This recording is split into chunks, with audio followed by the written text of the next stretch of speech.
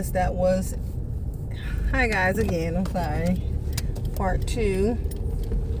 I recorded earlier. I was on my way to this speaker event. I just would like to say my advice that I gave: network. That was one of the biggest things that I took from this event. He said it's not what you know, it's who you know. And he said it. He was like, they said they didn't know how to do Excel. It was 2 realtors. He said they didn't know how to do Excel. They had to make their own spreadsheet. And because they didn't know certain things, they had to call and hire people to teach them or make it for them. But he have that now. He's like, yeah, it sucked that they had to pay out money, but they have that now. And it's all about networking. So I was like, I sat down as I'm writing my notes, taking my notes. I said, well, who do I know here? Who do I know personally? Can I shake their hand? Do I know their name? Do they know my name, my face? You understand? So I was able to show that. I'm trying to drive too. I was able to write down 3 people that I knew that knew my face that was there, right?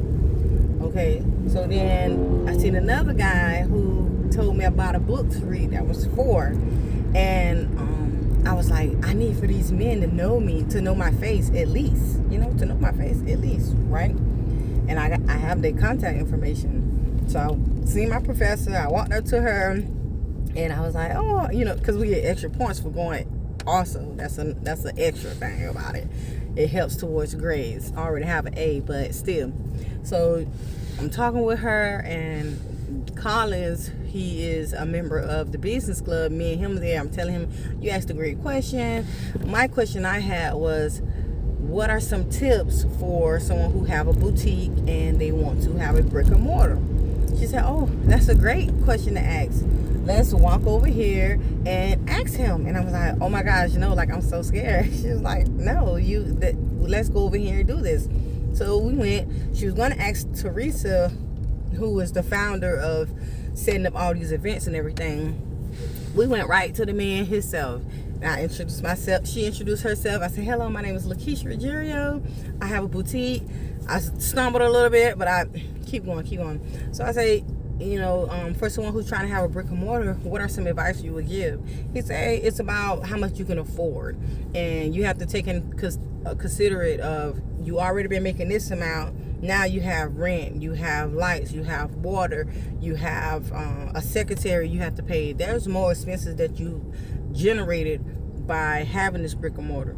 So establish your business, build it all the way up, make sure you can afford this. I said, okay, thank you, I understand. I was like, what are some good tips for location? What is a good location? He was like, really, is where your audience at.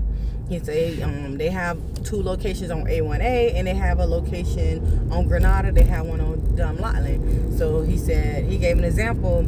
I was like, why would anyone have a location on Beachside on A1A? He said, because a lot of people, for his business, you understand, this wouldn't work for my business, but it made me think. Now I understand. He was like, for his business, he have a lot of retirees who come down, or people who want to buy vacation homes. They want to have somewhere else to come during the summertime. The up north people, they love the beaches. So I'm like, okay, that makes sense to have a real estate business office over there. Okay, then he said he had one on Granada and Dunlawton. There was a lot of nice home residential area. Yes, you want to have it there.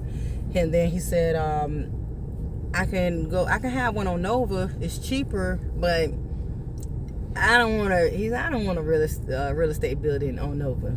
I agree. I agree. You go where the money is. You go where your customers are. So I did take that, and I shook his hand. I let him know my name is Lakeisha, so he know my face. I can honestly say, if I was to contact this man again and say, hey, I was one of the students that came up to you, my name is Lakeisha, and when he see me, he gonna say, I remember you, because I already have a unique style. So I feel very good. I feel very confident in myself. I told my professor, I'm a leader and I need to have more confidence in myself. She was like, yes, come on, let's go up here and meet this man. I'm like, oh my gosh. But I did it, and I'm very, very happy I did it. I'm so happy I'm in this space. Dr. Wynn seen me. She's like, hey, how are you? Did you did your speaker event paper? I was like, yes. I sent in my speech. I told her about the other speaker event that I'll be going to, Generational W. It's in Jacksonville. I'm so excited to go. The tickets cost $250. My college is sponsoring it and pay for our tickets. So I'm going. It's about networking. I'm putting myself out there. Thank you. That's my husband. Talk to you guys later.